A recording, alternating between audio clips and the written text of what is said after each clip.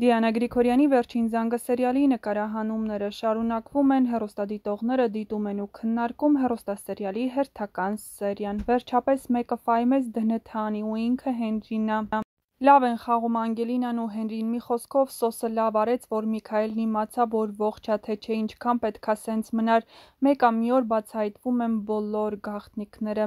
Լիլիթ, այ տենց ողջ կյանքդ վախեցած ապրել ես ու ապրելու ես, բա Լիլիթ, գող, սիրտը դող, քրոջդ սիրած տղային քեզնով արեցիր ու ողջ կյանքդ վախենալով ու դժբախտ ապրեցիր։